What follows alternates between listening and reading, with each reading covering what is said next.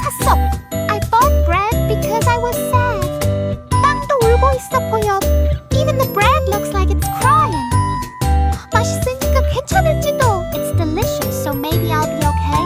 감정을 빵으로 정의 중. I think I can sort my emotions with bread. 같이 먹자. 너도 슬프지? Are you sad too? Let's share this. 먹었더니 더 슬퍼. I ate it, and now I'm even sadder. 이거 사회 현상 아니야? Is this a social phenomenon or